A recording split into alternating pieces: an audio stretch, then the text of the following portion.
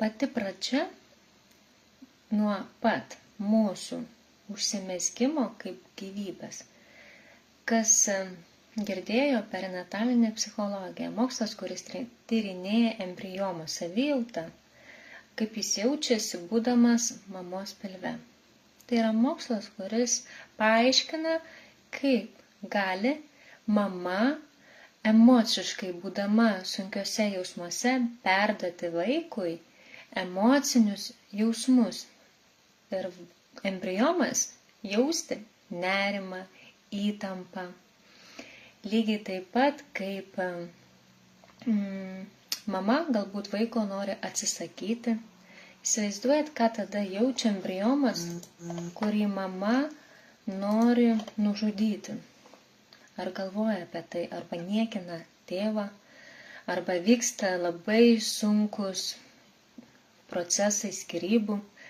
Ir vaikas, embrionas, viską jaučia, dar būdamas tik embrionu. Vėliau, kaip formuojasi žmogus, vystosi visa mūsų nervų sistema. Dar būnant mamos įsčiuose ir pilve.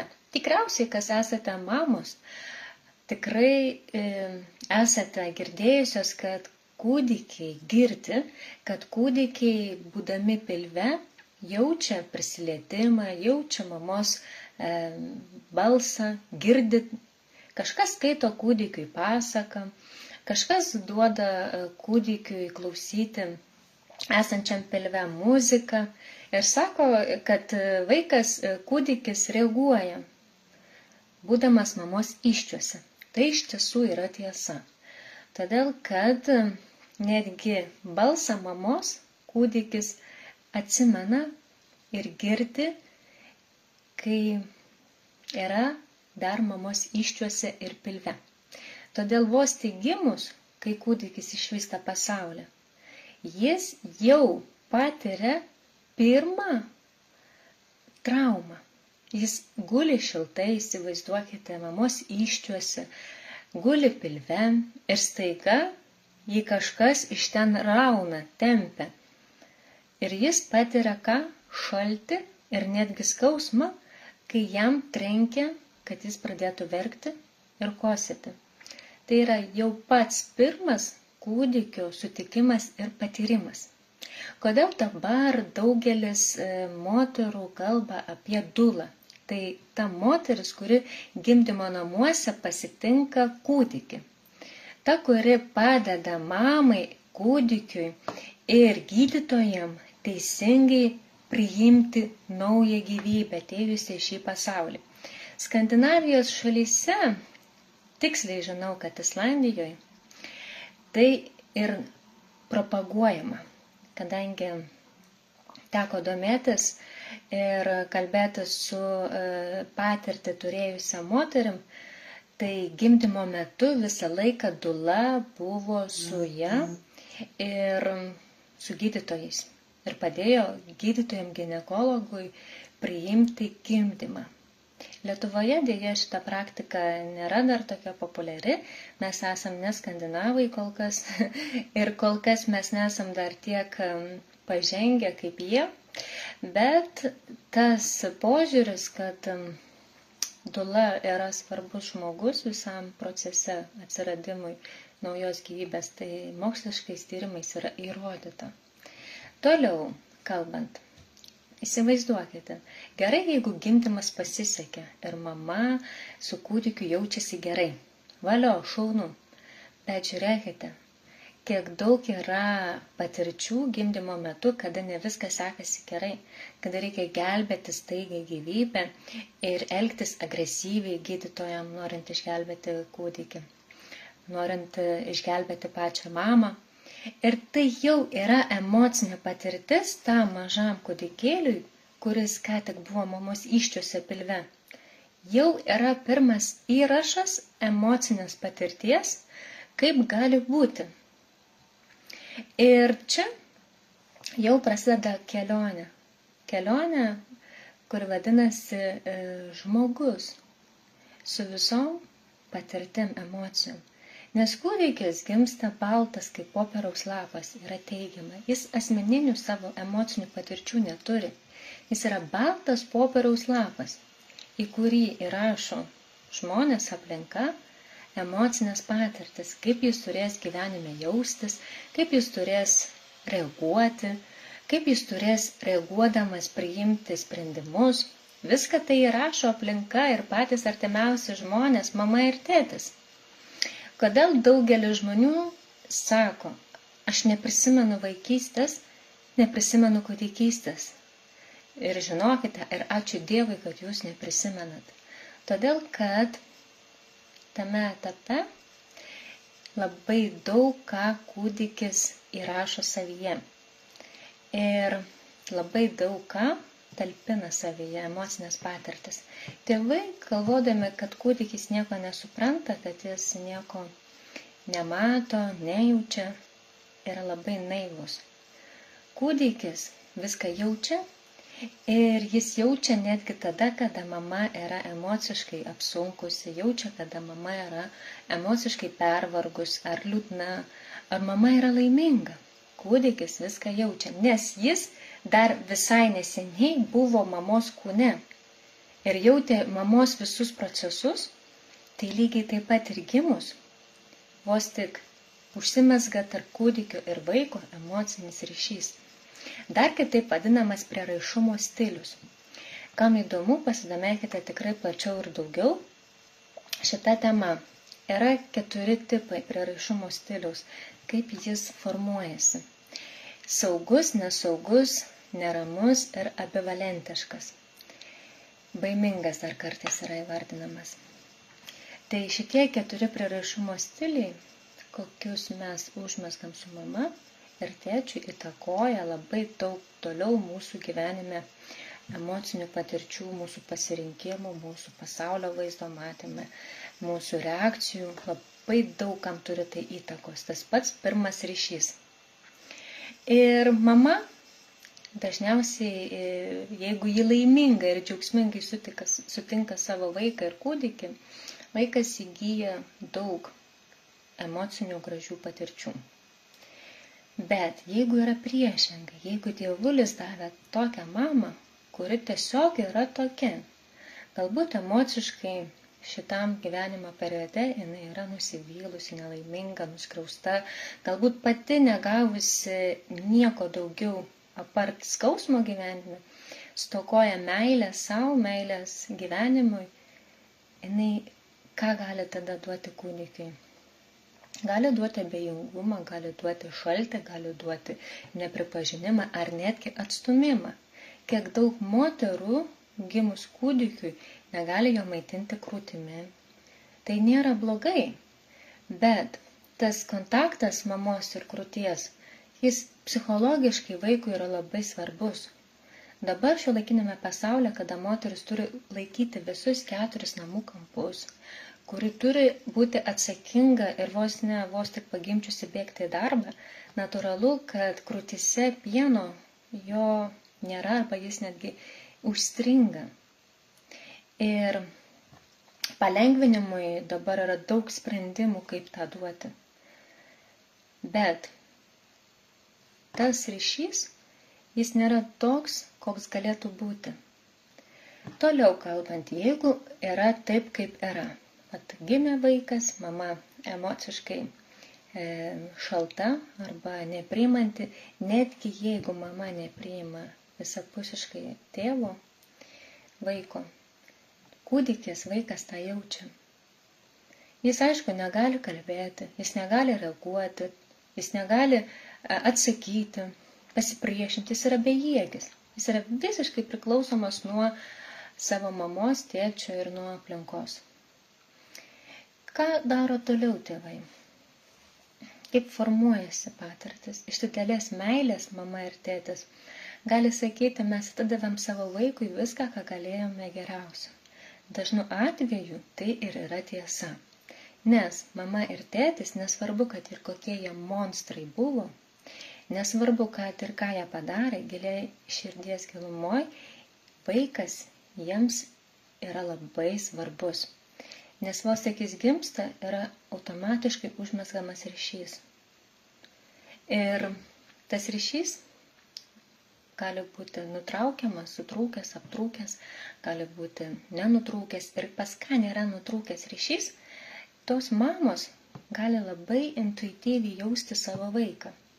Nuspėti jo emocinę savijautą, nuspėti jo būseną, netgi jausti vaiką, kai jis yra toli, kaip jis jaučiasi per tą nematomą emocinį ryšį. Apie tai kviečiu irgi daugiau pasidomėti, jeigu tai yra aktualu. Toliau. Kai mama ir tėtis gyvena nesantuokoj, o vaikas viską jaučia. Ką jis gali daryti? Jis analizuoti dar nemoka. Dėl to, kad jo smegenys dar nėra išsivysčiusios ir emocinis intelektas nėra išsivystęs, kad galėtų apdoroti tuos jausmus, ką jaučia. Natūralu, juk mes neduodame šeštokui matematikos uždavinį, kuris yra 8 lygio. Mes 6 metų vaikui duodam paprastus matematinius uždavinius, tiek, kiek jis gali suvokti ir suprasti, kad galėtų tinkamai suskaičiuoti. Natūralu, kad proto IQ vystosi, lygiai taip pat vystosi ir emocinis vaiko intelektas. Bet būna taip kartais gyvenime, kad vaikam tenka patirti emocijas ir jausmus, kurių vaikas negali apdoroti, suvokti, nes jo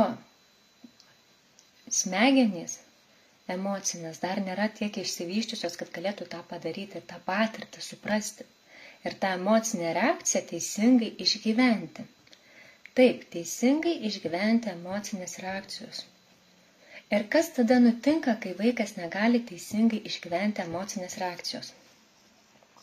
Jis tą emocinę reakciją stengiasi bet kokiais būdais pamiršti ir išstumti į pasąmonę. Ir tiesiog gyventi toliau gyvenimą, nes reikia gyventi, kur dingti kūdikiui ir vaikui. Jis jaučia kažką, jis nesupranta, ką jaučia, jis išstumia į pasąmonę, pradeda galvoti, pradeda užsiimti kažkokiais reikalais, žaisti ir viskas, tuo viskas ir užsibaigia. Ir kas būna toliau? Ta emocinė vaiko patirtis, kurią jis neapdorojo, kurią išstumia į pasąmonę, jam sukuria įsitikinimą, kaip reikės man reaguoti gyvenime, jeigu aš kažkada panašiai pasijausiu. Na, kaip pavyzdys dabar suaugę žmonės būna. Daug žmonių bijo viešo kalbėjimo, arba žmonės bijo suaugę,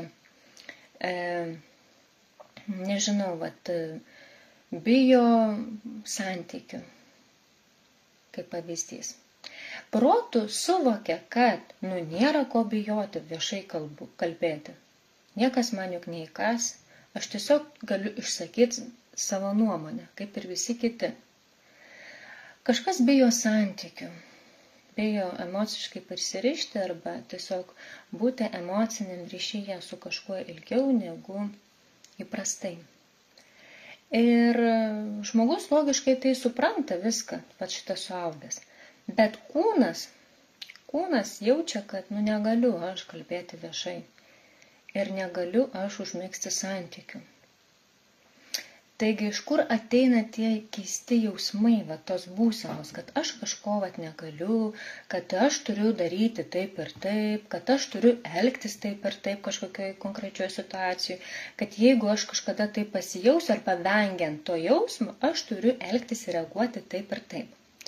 Tai tie mūsų giluminiai jausmai, jie ir ateina iš praeities mūsų pirmapračių patirčių emocinių. Mes natūralu būdami žmonės suaugę neprisimenam. Tai, kas buvo vakar, kartais neprisimenam, kas buvo prieš 5 ar metus, ar net prieš savaitę neprisimenam, kas buvo. O čia, kas vyko prieš 30 ar 20 ten kažkiek ar 40 metų, natūralu, kad mes neprisimenam. Bet mūsų kūnas viską prisimena. Mūsų šitas kūnas, kurį aš dabar liečiu, jis turi atmintį. Yra tokia nuostabi knyga Kūnas mena viską. Tenai šitame galėčiau pasakyti vadovėlyje, jis toks ir mokslinis šiek tiek su tokiais pavyzdžiais. Šiaip sudėtingai skaitosi, bet kažkam patinka tokio tipažo knygos. Apie kūnas, menas, viską, jis yra bestselleris, tarptautinis, tarp kitko. Tenai viskas irgi aprašyta, kaip tas kūnas prisimena. Lygiai taip pat yra paprastesnė knyga, lengviau skaitoma, Trauma, nematoma epidemija. Taip ir vadinasi. Trauma, nematoma epidemija. Tokia geltona knyga. Paul Conti, autorius šios knygos, psichoterapeutas, psichologas. Tai va, tai ten parašyta, kaip kūnas turi atmintį ir jis atsimena.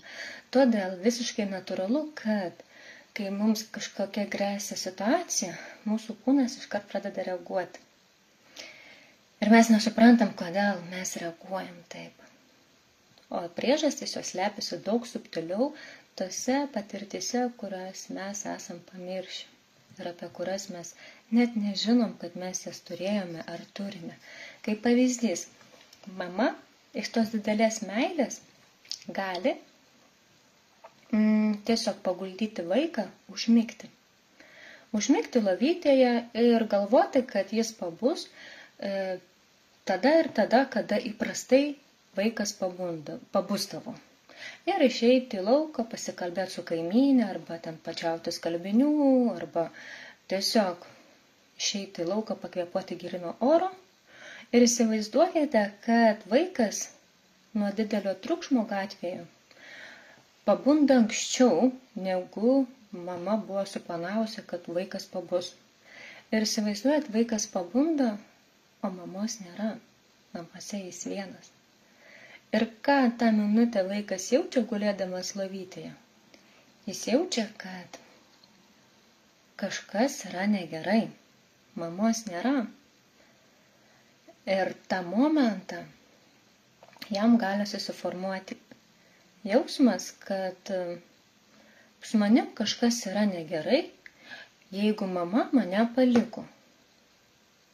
Ir tuo momentu gaunasi, kad vaikas visiškai nekaltai tiesiog įgyja emocinę patirtį kaip nesaugumo, kaip kažko, kad aš kažkoks negeras, nepakankamas, nes mamytė mane paliko lovytėje, nes mane mama paliko. O iš tiesų mama tyčia to visiškai nenorėjo padaryti. Mama net minties tokius neturėjo. Ir kas tada nutinka? Mama grįžta namo, puola prie to vaiko, o vaikas jau kitoks. Vaikas jau apsiverkęs, nusiverkęs, arba visas įsitempęs. Mama ramina, guodžia vaiką. Bet jau patirtis, ta pirma, jau įrašyta į tą vaiką. Dabar neskubėkit manęs smerkti, kad aš tai pasakoju ir nekaltinkit savęs ir nepulkite dabar analizuoti, kas turi vaikų, o kaip aš elgiausi. Ne. Atminkite, vaikui mama yra pati geriausia, net jeigu mama kažką ne taip gyvenime padaro. Viskas su jumis yra gerai, jūs pačios geriausios mamos, patys geriausi tėčiai, jeigu žiūrės vyrai, viskas yra su jumis gerai. Tokios patirtis yra reikalingos. Aš tik pateikiau pavyzdį, kaip nuo pat pradžių formuojasi emocinės patirtis. Dar kitaip labai gražiai vadinamos traumos. Kaip vyksta viskas toliau? Vaikas, jis išgyvena tą emocinę patirtį. Jis randa būdą, kaip tą įveikti, susidoroti, pamiršti ir gyventi toliau. Kai įgyjama emocinė patirtis, tai emociniai patirčiai reikia sugalvoti kažkokį gynybos mechanizmą. Ir tai vyksta mūsų psichikoje nesąmoningai, visiškai natūraliai. O kokie yra gynybos mechanizmai? Kaip pavyzdys, reikia pulti kažką tai, kad nebūtų užpulta mano ego. Reikia šaukti ant kažko, kad nešauktų ant manęs. arba reikia bėgti, kad išvengti kažkokių jausmų, reikia reaguoti, kad kitas žmogus pasijaustų kaltas ar blogu. Kažką reikia sugalvoti ir pasielgti taip, kad tas gynybinis mechanizmas suveiktų ir man pasidarytų lengviau ir geriau. Juk emocinę patirtį reikia kažkaip tai sušvelninti. Todėl mes pradedam kurti įvairias iliuzijas. Mes susikuriam daug įvairių įsitikinimų, kaip mes turime reaguoti, kaip mes turime mąstyti ir kaip mes turime gyvenime elgtis. Ir mums kartais būna keista, stebint kitus žmonės, o kodėl kiti reaguoja ir elgiasi kitaip, o kodėl aš esu toks ir tokia. Vat kitas žmogus toj situacijoje reaguoja ir elgiasi taip, o kodėl aš elgiuosi taip, kodėl aš reaguoju taip. Kas yra negerai? Kas negerai? Ar tas žmogus, ar aš? Kas yra ne taip? Ar pastebit, kiek daug skirtingų emocinių reakcijų gali būti toje pačioje situacijoje? Kaip žmonės visi skirtingai gali reaguoti? Dėl to, kad ta patirtis emocinė buvo įrašyta kitokiu fonu, kitokia emocinė patirtim ir ta patirtis skirtingai suformavo tą įsitikinimą, požiūrį, kaip reikės reaguoti, kaip reikės mąstyti. Augant gyvenime toliau, kai vaikas išeina į mokyklą, jis sutinka draugų, sutinka socialinę aplinką, sutinka kitus žmonės, jis įgyja dar naujų emocinių patirčių. Jeigu ilgą laiką jis gyveno burbule savo šeimos, pat kūdikis vaikas, tai jau kai jis išeina jau į darželį, į mokyklą, pas jį prasideda jau kitos emocinės patirtis, jau socialiniai patyrimai bendramžių kolektyve. Ir gerai, jeigu tos bendramžių kolektyvinės socialinės patirtis yra sėkmingos. Kiek daug vaikų darželė nepritampa, kiek daug vaikų patiria patyčią, smurtą, psichologinį mobbingą ir netgi fizinį smurtą. Ir visa tai, kas nėra apdorota, lygiai taip pat vėl nusėda į vaiką, kad vėl jis kažkoks netinkamas, vėl jis kažkoks nepakankamas. Kas vyksta gyvenime toliau? Toliau mokykloje mes prisirenkam lygiai taip pat daug emocinių patirčių ir sugalvojam, kaip išgyventi. Ateina paauglystė, tas laikotarpis, kada nori vaikas maištauti, kada jis jau skaito save suaugusių ir žinančių viską geriau negu mama, tėtis ir netgi ponas tėvas. Paauglių maksimalizmas yra tas maištas, protestuojantis prieš visą tai, ką jie patyrė būdami bejėgiai. Kūdikis bejėgis, moksleivis bejėgis, nes jis priklausomas. O paauglystėje jau įgaunama laisvė. Laisvė judėti, laisvė galbūt vėliau grįžti, laisvė pasirinkti ar netgi išbandyti kažko naujo, kas yra labai didelė pagunda. Ir visos tos lygiai taip pat emocinės patirtis kažkur nusėda mūsų pasąmonėje. Nes lygiai taip pat mes neturime žinių pakankamai, kaip apdoroti tas emocinės patirtis ir jausmus. Kas dabar stebi žiniasklaidą, tikriausiai girdit ir matot, kiek daug paauglių vartoja cigaretės elektroninės, alkoholį ar visokias narkotinės medžiagas. Tai yra ant tiek baisi epidemija. Žinot kodėl? Todėl, kad iš tiesų jų emocijų, jų skausmo tėvai nemato. Tėvai mato tik elementą vaiką, kuriam reikia patenkinti poreikius. Ir dažniausiai tie poreikiai yra fiziologiniai. Aprengti, pamaitinti, nuprausti, išleisti mokslus, viskas čia valio puiku, ačiū Dievui, kad taip tėvai elgiasi. Bet tėvai pamiršta, kad yra emociniai vaiko poreikiai. Ir tėvai tų emocinių poreikių neatliepia, nes nežino, kaip tą padaryti, nes patys neturėjo patirties tokio įrašo savo pasąmonėje, tokios programos, kaip tą reikia daryti, kaip emociškai teisingai reikia patenkinti vaiko poreikius. Neturi tokio įrašo failo, nes patys to nepatyrė. Ir natūralu, kad tą savo patirtį nežinojimą, kurį įgijo iš savo tėvelių, jie perduoda ir savo vaikam. Todėl paaugliai ir tampa tie, kurie rūko, kurie maištauja, kurie vartoja alkoholį, kurie elgiasi su savim žalojančiai, nes nemato, kas yra jų viduje. Ir paaugliai, tarp kitko, dažnai galvoja, kad jų niekas nesupranta. Jie galvoja, kad suaugę žmonės jų nesupranta. Ir iš tiesų dauguma suaugusių žmonių, jie iš tiesų vaikų nesupranta paauglių. Vienetai pedagogų, vienetai psichologų, specialistų, kurie prieina prie vaiko dūšios, prie tų jausmų ir įkvepia ir duoda kažką tokio, ko negali duoti mama ir tėtis. Bet mama ir tėtis ir svetimi žmonės niekada tiek neužpildys vaiko, kaip tai turėtų padaryti mama ir tėtis. Toliau vaikas auga, paauglys auga, ateina jau nuo mūsų jaunystė, ta patirtis romantinė meilė, vėl naujos emocinės patirtis, vėl nauja patirtis. Dažniausiai kokia? Nelaiminga, skausminga meilė. Pirmi santykiai nesėkmingi, pasaulio pabaiga. Meilė pražuvo, dingo mano jausmai, dingo mano pasitikėjimas priešinga lytim. Ir lygiai taip pat įsirašo patirtis, o kaip man reaguoti santykius, kaip man juos priimti ir kaip man juos suprasti. Todėl pirmieji romantiniai santykiai, jie yra labai svarbus, nes nuo tos pirmos emocinės patirties romantinių santykių vėliau rutuliojasi mūsų pasaulinis vidinis vaizdas, kaip aš žvelgsiu į santykius toliau.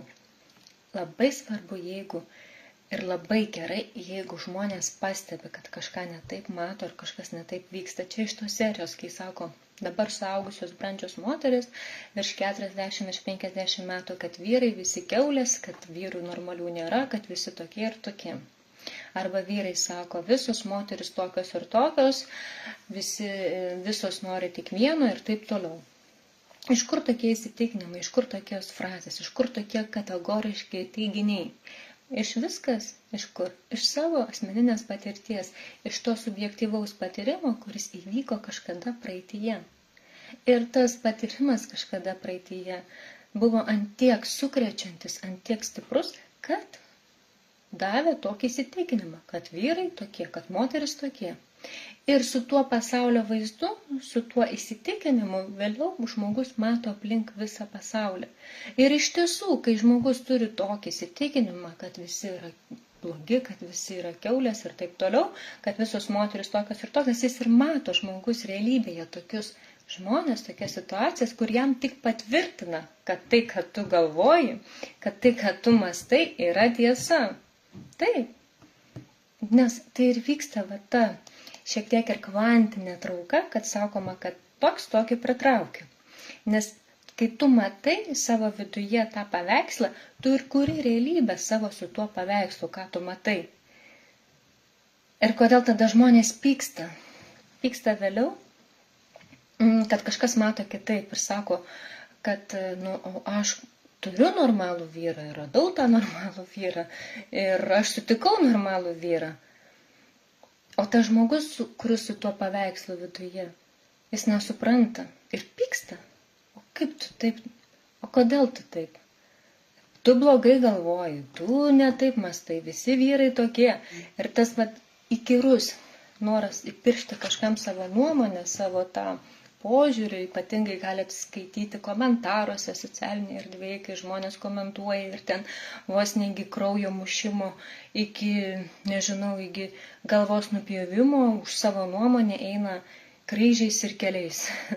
Kad jų nuomonė, jų tas požiūris yra teisingiausias. Ne, nėra teisingo požiūrį ir nėra vienos nuomonės, nes nėra vienodų patirčių. Mes kiekvienas skirtingai išgyvenam emocinės patirtis. Ir kam yra tai katastrofa gyvenime? Kažkam tai yra tiesiog kažkokia gyvenimo laikina neganda. Tiesiog, kai kiti sako, verkia dėl šuniuko, palaidojo mat šuniuko. Ir moteris žiniasklaidoje verkia dėl šuniuko. Ir kažkas juokiasi ir sako, ką aš palaidojau ten savo giminaičius ir ką dabar. Ir aš neverkiu ir taip kaip tu verki palaidojus šuniuką ar kačiuką. Bet tas žmogus, kuris taip komentuoja, jis nesupranta, kad tam žmogui, kuris pasidalino savo skausmu, kad palaidojo kačiuką ar šuniuką, jam ta emocinė patirtis yra pasaulio pabaiga.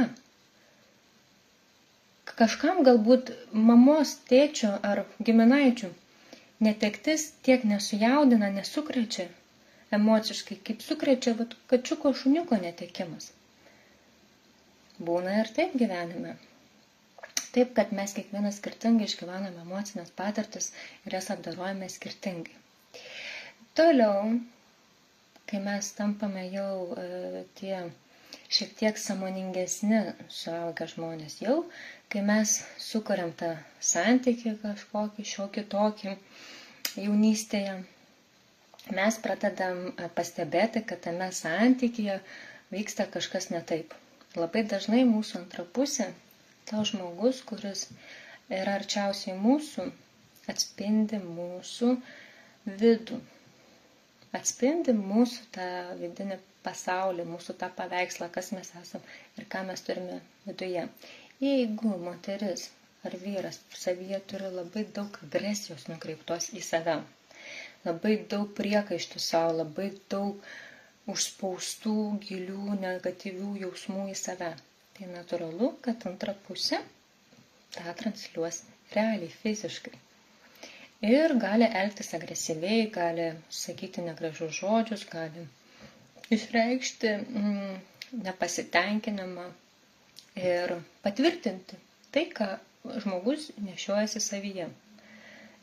Patvirtinti. Ir žmogus su tuo jausmu, kad aš esu netinkama, nepakankama, kad aš esu bloga, nevykėlė, stora, antra pusė tik garsiai tai vardins ir pasakys, taip, tai tiesa, tai iš tiesų taip yra. Ir tai vyksta nesąmoningai, patikėkit manim. Lygiai taip pat, kaip ir šitas žaidimas yra dviejų žmonių. Ir čia vyksta abipusiai mainai. Negalvokime, kad tik tai vyrai nuskriausti ar vien tik moteris nuskriaustas. Ne, santykiuose nuskriausti yra abu vienodai. Tik tiek, kad tas skriauda yra kitaip išreiškiama. Ir mums atrodo, va, tas moteris, kurias daužo vyrai, arba tas moteris, kurias išduoda vyrai, tos moteris, kurios dievagojasi, kokia aš gera, kokia aš save mylinti ir prižiūrinti, o mane vyras žemina, emociškai šaltas, manim nesirūpina ir taip toliau. Vaja, koks jis blogas, o aš tokia gera. Aukojuosi, viską dėl jo darau. Nors prie širdies dėk, aš tokia visiems gera. Tai tada klausimas yra, o kaip tu gera esi sau? Kiek tavyje yra pačioje rūpesčio, priėmimo, meilės sau? Koks tai jausmas yra? Ir labai dažnai žmogus to jausmo apibūdinti net negali. Kažkam tas jausmas siejasi su skanesniu maistu. Aš nusiperku savo pyragėlį, tai jau aš jaučiu, kad myliu save. Aš išsiplaunu galvą, tai reiškia, aš jau myliu save. Bet iš tiesų, taip, tai yra reikalinga. Tai yra, žinot, kaip to jausmo pridedamosios dalys. Kaip puzlė, detalė. Reikia ir save palepinti, reikia ir pasipuošti, reikia ir save kažkaip nustebinti. Viskas yra gerai. Tai yra kaip detalės puzlės. Bet branduolys į tą puzlę, kad paveikslas susidarytų, tai ir yra tas jausmas viduje, kai aš žinau, kas aš esu, kaip man yra gerai, ir kaip man yra gerai būti su savim taikoje ir darnoje. Ir kai aš tą darną taiką turiu savyje, joks žmogus neišdrįs jums pasakyti blogo žodžio. Galbūt, jeigu ir pasakys, tas žmogus nejaudins jūs. Jūs nereaguosite tą žmogų, jūs nekreipsite. Ir čia labai dažnai kiti sako, tai taip, aš nekreipiu dėmesio į kitus. Bet kai man pasako mano antra pusė kažką apie mane, kad aš, pavyzdžiui, stora, arba kad man reikia mažiau valgyti, arba kad aš jau raukšlėta, arba kai man kažką pasako mama, kai aš kažką netaip darau, aš negaliu, aš jaučiuosi blogai, aš jaučiuosi nemylima, aš jaučiuosi kalta, aš jaučiuosi nepakankama vėl. Klausimas, kodėl? Ar jie kalti, kad jums tai sako? Ar jūs savyje turite kažką tokio, kas reaguoja taip į kito žmogaus žodžius, kito žmogaus išsakytą kritikai jūsų atžvilgiui? Taip kad tos visos emocinės patirtis, kurios visada mus lydi ir lydės, jas reikia pažinti ir rasti tinkamą būdą, kaip savo padėti. Dabar atkreipkite dėmesį. Labai daug įvairių specialistų, saviugdos mokytojų, psichologų įvairiausių specializacijų, daug knygų, daug visokių, daug įrankių pagalbai savo. Viskas, patikėkit manim, veikia ir viskas padeda. Todėl galite viskuo naudotis, viską imti, ką siūlo kiti žmonės. Todėl, kad tie įrankiai, metodai, knygos sukurtos ir parašytos žmonėm tam, kad žmonės naudotų ir vartotų. Tik ne kiekvienam. Čia lygiai taip pat panašiai kaip sporto šakos. Pastebėkite, kiek daug dabar skirtingų sporto treniruočių, kad treniruotų kūną. Prieš 30 metų sporto klube gal buvo 2-3 treniruotės. Jeigu buvo visuose, buvo tiesiog treniruokliai arba kažkokie baziniai pratimai. Dabar tiek daug visokių naujų treniruočių, kad tik tai turėk noro laiko atsirinkti. Lygiai taip pat kaip ir pagalbos savo srityje. Jūs negalite sakyti, kad tenisas yra blogai, jeigu jūs niekada jo nežaidėt. Jūs negalite sakyti, kad jums nepatinka badmintonas, jeigu jūs niekada badmintoną nežaidėt. Jūs negalite sakyti, kad plaukimas yra sporto šaka kažkokia nesąmonė, jeigu jūs niekada to nebandėt ir nežinot to. Todėl tas atvirumas naujom patirtim leidžia praturtinti save ir įvertinti, ar man tinka tai ar nepatinka. Lygiai taip pat kaip ir visos saviugdos, savipagalbos praktikos, visi metodai, visi įrankiai, kol jūs nepabandėt, jūs nežinot, ar tai veiksminga, ar tai gerai, ar tai reikia, ar nereikia. Daugelį dalykų mes pasirenkam gyvenime intuityviai. Lygiai taip pat kaip ir čia, jūs pakliuvote į šį online kursą intuityviai. Kažkas pakliuvo į šį online kursą, nes aš paraginau, kažkas tiesiog pamatė reklamą, kažkas tiesiog paskaitė praktikas ir surezonavo kažkas. Tiesiog visos pakliuvote ir visi pakliuvote ir įsigijote dėl kažkokių nepaaiškinamų priežasčių, nes kažką pajautėt, kad reikia to. Lygiai taip pat, jeigu būsite atviri naujom patirtim, jūs pritrauksite, surasite taip pat daug įvairių specialistų, praktikų, knygų, kur praturtins jūs. Ir atminkite, kiekvienam jūsų gyvenimo etapui, koks jis bebūtų, kiekvienam etapui yra žmogus, kuris gali jūs palydėti. Dabar galbūt yra etapas atsidurti pas mane.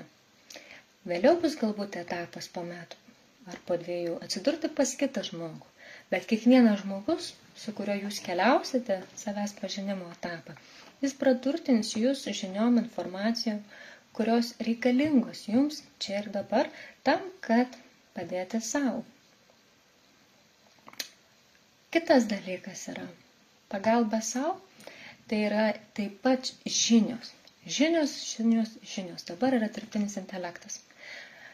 Su šito dirbtinio intelekto gale ateina ir iššūkių. Iššūkiai, kad mes turime daug informacijos. perteklinis kiekis informacijos.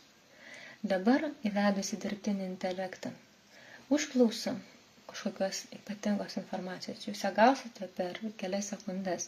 Jums nereikia eiti googlinti, naršyti, ieškoti, skaityti. Viską jūs gaunat suvedę, kelis raktažodžius, žodžius ir visą informaciją gaunat. Čia ir dabar tiesiog. Tai iš vienos pusės yra gerai, iš kitos pusės tai nėra taip labai gerai, kaip iš pradžių dabar gali atrodyti. Informacijos perteklius mus padaro labai išrankiais. Ir tas patinka, tas nepatinka, tas gerai, tas negerai. Ir puiku, ir valio. Išrankumas vienu atveju yra labai gerai. Todėl, kad jūs tada kritiškai galite įvertinti informaciją. Bet su ta informacija ateina ir tai, kad mes nustojame analizuoti ir jausti. Kas teisingo, kas gerai ir visą atsakomybę, viską perdodam dirbtiniam intelektui, kuris galvojam, kad žino geriau negu ponas Dievas, negu aš pats. Ir aklai pasitikėm juo, o tai yra tik žmonių sukurtas įrankis. O jūs, kiekvienas, kuris dabar klauso, jūs nesat vien tik sukurtas žmogaus. Jūs esate daugiau negu kas kūnas. Jūs esate ir siela. Ta substancija, dvasinis kūnas, nežinau, vidinis pasaulis, kas kuo tiki. Aš tikiu, kad mes nesame vien tik fizinis kūnas. Ir šita visa mūsų vidinio pasaulio dvasinio kūno siela, jinai yra. Ir jie norės vis labiau reikštis ir labiau kontaktuoti su žmogumi. Jeigu žmogus, tai jūsų asmeninė patirtis, kuri užsimezgė nuo jūsų užsigimusios vien tik tai gyvybės, užsimezgė nuo embriomų. Tai valio puiku, čia jūsų asmeninė patirtis, jūsų kelionė, kurią jūs dabar gyvenate. Bet su įgauta gyvybė jūs įgijote ir tam tikras šeimos emocinės patirtis. Kaip antspaudą, kuris lydi jūs. Lygiai taip pat su šeimos emocinė patirtim jūs įgijote ir kitą savo praeitų gyvenimų patirtis. Kas tai yra? Tai yra tai, kur link mes visi einam ir keliaujam. Suvokti, kad mes esame plačiau šiek tiek negu vien tik mes, fizinis mūsų kūnas ir mūsų dvasinė ir emocinė patirtis. Šitas požiūris galbūt kažkam yra nauja, nepriimtinas, galbūt kažkam tai yra jau žinomas ir apie tai jūs jau pasidomėjote arba domitės ir jums tai yra įdomu, bet kviesiu kiekvieną individualiai įvertinti, kaip jūs keičiatės ir pasikeitėt. Žiūrėkite, prieš 10 metų prisiminkite save. Koks jūs buvote žmogus, kaip jūs matėt pasaulį, ką jūs suvokėt. Ir dabar pažvelkit į save šiai dienai, koks jūs žmogus, čia ir dabar šiandien. Jeigu aš paimčiau palyginti, tai jūs esate 2 skirtingi žmonės. Koks jūs buvote prieš 10 metų ir koks esate dabar žmogus. Jūs pasikeitė. Lygiai taip pat jūs pasikeisite irgi po 10 metų. Ir turėsite daugiau žinių, daugiau suvokimo, daugiau emocinių patirčių ir daugiau gebėjimo analizuoti, nes turėsite daugiau žinių ir emocinių patirčių. Ir tai, ką aš dabar kalbu, kad galbūt kažkam nėra tai dar iki galo aišku ir iki galo dar žinoma, bet galbūt šitam gyvenimo etape yra taip, o kitam gyvenimo etape gali būti kitaip. Ir čia aš kviesiu kiekvieną sąmoningai pasirinkti, ar jums tai yra aktualu ar ne. Nes tai yra neperšamas dalykas. Tai tiesiog taip yra. O kas tai supranta ir suvokia, tas gali gauti daugiau įžvalgų ir žinių. Apie ką aš kalbu? Aš kalbu apie transgeneracinės traumas. Kas tai yra? Tai yra kartų patirčių iš kartos į kartą perduota tam tikra emocinė patirtis kaip fonas. Kas tai yra?